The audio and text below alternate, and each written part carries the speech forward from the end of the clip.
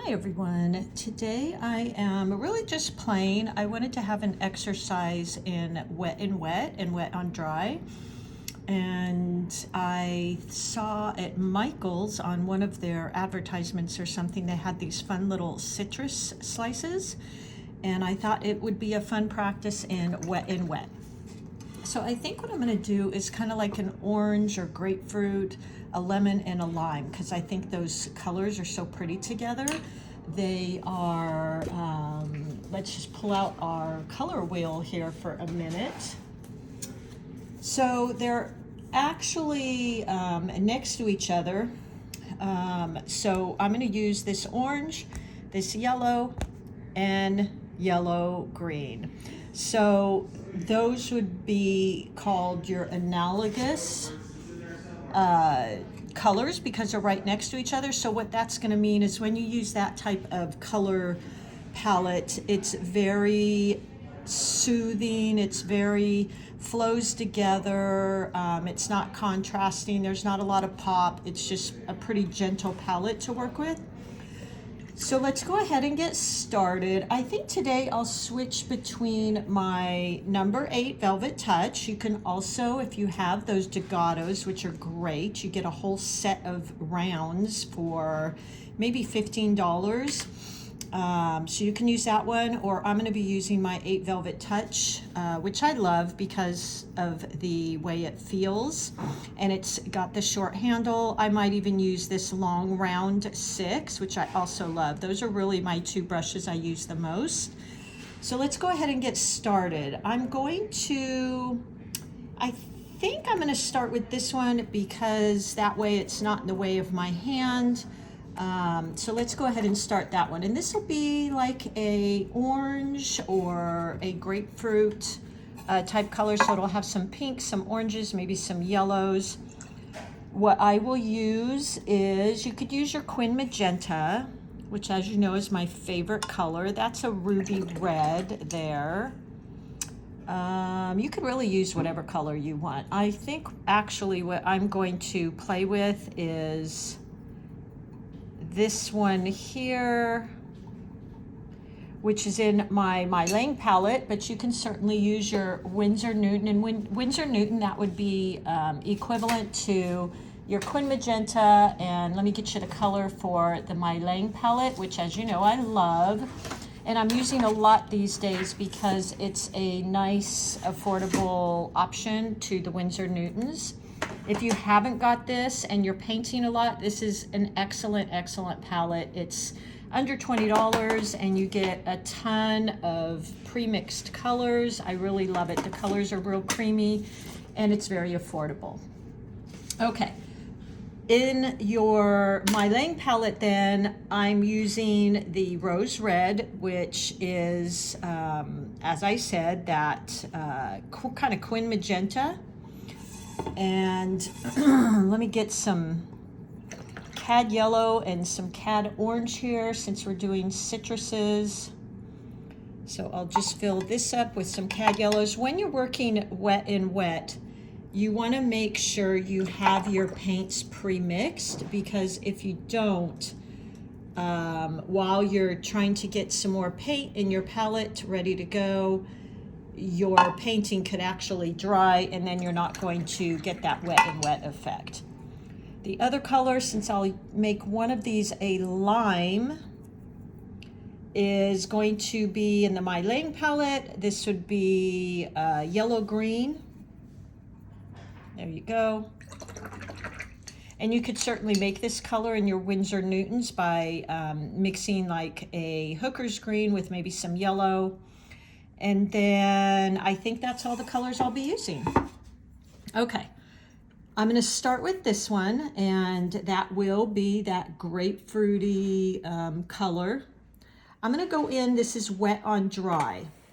And I want to make sure I don't have too much paint on there. If you're not sure, you can always dab off. So see how much water came off there. Go ahead and do that. And I'm going to go in and I want to make sure I am not filling every single bit of space. I'm leaving some white space in there very intentionally, because that creates a lot of interest. And then in the center, I'm going to start with my lightest color. So I'm going to start with this yellow, Cad yellow, and using a light value, just meaning it's a little bit paler, so it's got more water than paint. And go in and start painting in again. I'm leaving lots of white space. And I'm not laying down my colors so that it's puddling or pooling. I am making sure it's wet and shiny, but not any puddles. And then I will go into that with that Quin Magenta, or if you're using the MeiLiang, it's the Rose Red. And I'm going to touch in there. I think this is, so look at that, how pretty. Now you might want to make sure you don't have too much water on your brush. And that is a little, that Quin Magenta could be quite bright and intense. So I'm just picking a little bit of it up. But look how, when it mixes, it becomes this orange color. So use very little of that Quin Magenta because it's quite bright. There we go. I think that's really pretty. I might even try, let's see. Let me pull out my Winsor Newtons here because I think I want to play with a little bit of that beautiful Opera Rose, which is really a bright, bright pink, almost fluorescent. And I'm going to just barely brush off some of the extra, and let's see what that looks like in there. Ooh, yeah, that's pretty. I like that. It's giving us a lot of fun, different colors. So I did that first wet wash with my yellow, and then I went in, and you can play here. Use some different colors just to see what you get. And I'm leaving this white space around each little segment. So let me go in again. Use a little bit more of that Cad yellow, and there's some lemon yellow in there. Adding enough water so that it's pale. And if you're not sure what value you're using, you can always test out. I always keep scrap papers. And if I want to go lighter than that, I add some water till I get that value, meaning either the intensity or the darkness of that color or the lightness of that color. For instance, if I go into my water and I add more and more water, it's going to start getting lighter and lighter. Okay, so always having that scrap paper available so you can kind of play with that is a really good way to know how dark and light your colors are before you commit to them on your paper. So going in again, coloring in a segment, but leaving lots of white space. This is a great practice for leaving that white space. There we go. Wash and rinse my brush. Tap it off. And I'm going to pick up, let's start with the orange color. And just dab in. Now that's a little bit too much water because I didn't tap off my brush.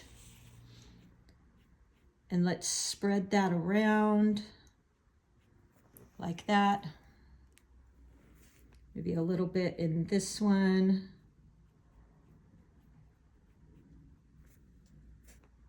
And then I think I will again, I really liked the Opera Rose. If you're using the MeiLiang palette, you can just stick with the Rose Red. I'm going to pick up a tiny bit of that Opera Rose because I think that was really pretty. Opera Rose and yellow or orange is always one of my favorite colors. I just think it's so, so pretty. Just adding in some darker values, just for interest. And now this is mostly dry, so as you see, it's not spreading as much, which is fine, because I'm just playing here. And then let's go into this one, making sure I'm not going into it with too much water, so dabbing it off. And look at how much water comes off. So this is a really good thing to do before you go onto your paper. There we go. So I think I'm really liking the Opera Rose color in there, although I want to make each segment just a little bit different for interest. But I'm pretty much obsessed with Opera Rose and yellow, Cad yellow together. I just think it's such a beautiful color. So there we go. Let's go on to our other segments here. Have fun with this. You know, mix whatever colors you want, making sure that I'm leaving the white space in there, and maybe using some different values, so maybe darker yellows, lighter yellows. Go in with a tad of that orange, tapping off my brush.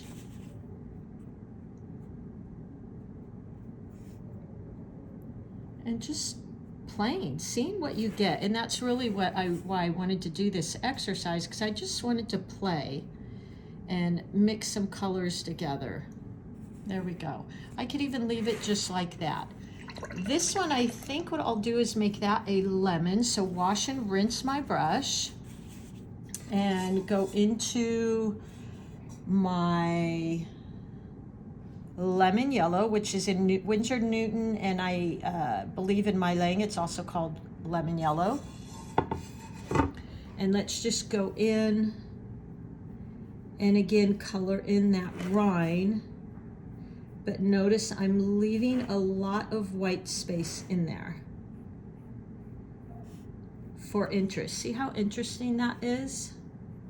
And it really invites your viewer to fill in. White spaces always invite the viewer to kind of step in and create what they want. Now in the lemon, I think what I'll do is I'm going to use a paler wash as compared to this, where I went in a little bit more vibrant, a little darker value, just meaning more pigment. And I'm making this much lighter. Again, if you need to test the value, just take out that scrap paper. So look at that, I kind of like that. You could also mix in a little bit of your Cad yellow, which will be just a little, I'm running out of room here. One of the reasons why I love that MEEDEN palette that I've shared with you, it's really large, I love it. And I'm going to go in here, just tap in with some of that Cad yellow,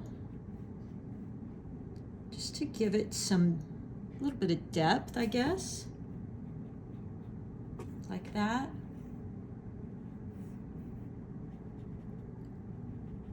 Experiment here, play, add some other colors. Maybe you even want to add in a little bit of yellow ochre, which might be kind of fun. Let's see. So here, see, we are running out of room here because my palette is full. So there we go. So that's kind of a gold color, the yellow ochre in both MeiLiang and your, yeah, that's pretty. Kind of like that. So I'm not using any of the pinks and reds that I maybe did in that grapefruit, and look how pretty that is.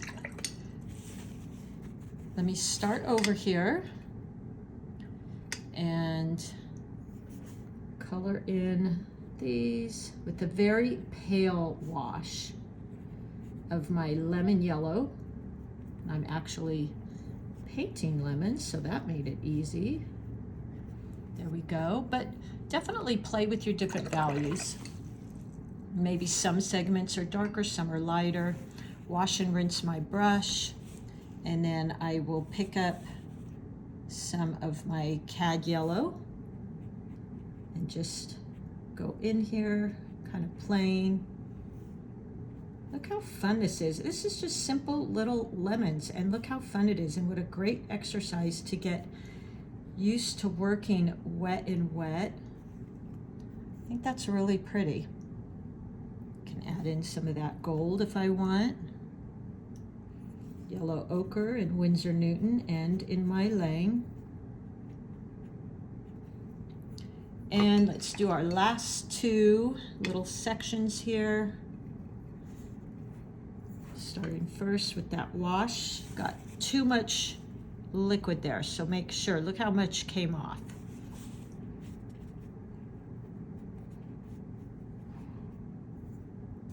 There we go. Yeah, I think that's really, what a fun little card this would be too. And then picking up that cad yellow and just going in while this is wet. And wash and rinse my brush, dry it off. As you see with wet and wet, you do have to work a little bit fast to be able to get that wet spreading and flow. But look how beautiful that is. I think that's really eye-catching. It's really pretty.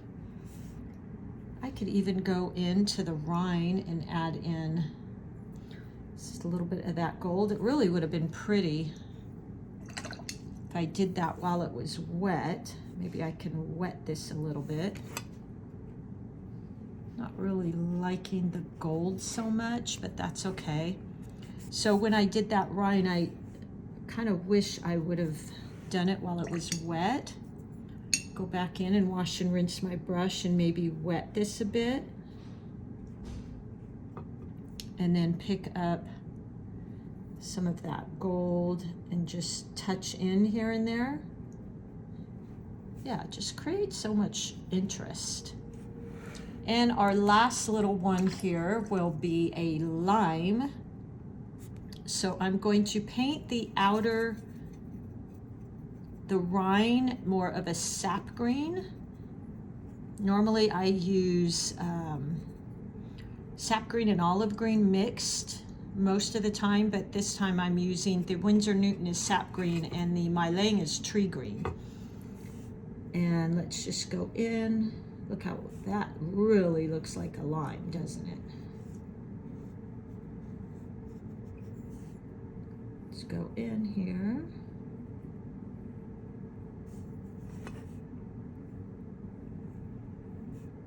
And this time, while this is wet, I think I'll go in with a darker value of that sap green. So all I'm doing is adding more pigment, less water. So the value is going to be quite a bit darker, like that. See that? Now this kind of dried, so I'm not getting that spread I would have liked, but I can go in and wet it. You really have to work quite fast with wet and wet. So let me go in there because I don't like those lines, and let's just add some water, get that to soften those edges. I never like lines, hard lines. I'm always softening everything because I feel like that's really the gift with watercolors, is that ability to really blend and flow together. And many times just letting the paint kind of paint itself, I think is so fun. So there we go. Okay, let's go in, and like the lemon, I'm going to create a very, very light wash of that yellow again. And because we're gonna add green to this, so the yellow won't necessarily show, but I think it's gonna be really pretty because watercolors are so transparent. It's gonna show that pretty yellow undertone.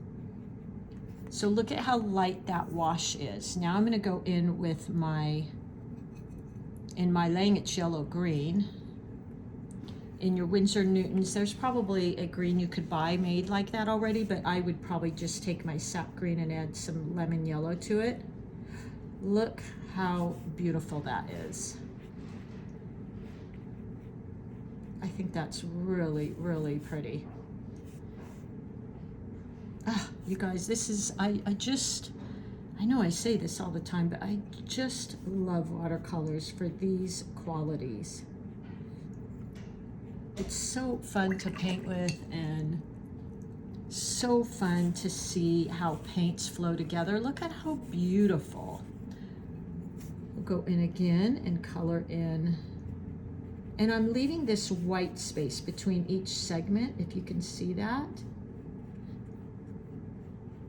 There we go. Look at how beautiful it is with the green, but yet the yellow undertone, because watercolors is beautifully transparent. You can see those undertones. And notice also, just to remind you, in all of these segments, I'm leaving a lot of white space.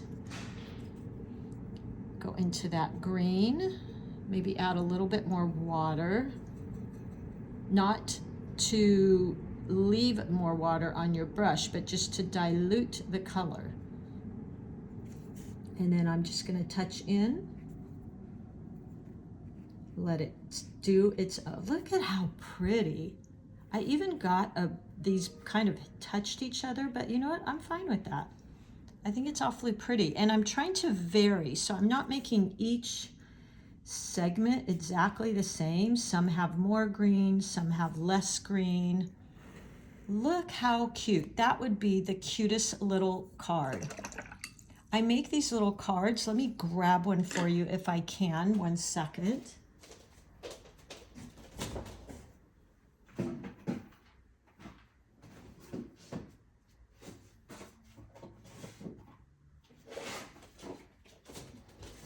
These are a really fun idea, and I had to show you because I think this would be such a fun little card. So this is the Artisto paper, by the way, which you know I love. For how much painting I do, I wanted to find a reasonable paper that still had great quality. So this is very thick, very textured.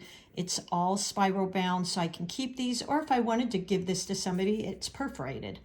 But what I really wanted to show you is this, now that I'm looking at it, would be a really cute, cute card. So I've showed you these before. Let me just raise my camera up. These are Strathmore cards. They come open, and they're a nice watercolor paper. This would be adorable on here. And then they come with these really fun, cute envelopes. I make all my cards, so this is something I would use. I do use a lot. And it's got this really pretty little edge on it. And this would make a really cute card.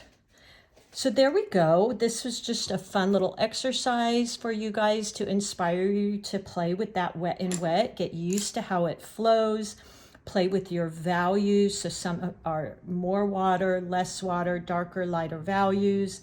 And I just think this is really fun. Thank you, Michaels. It was in one of their ads, I think, and I thought, oh my gosh, I want to paint that.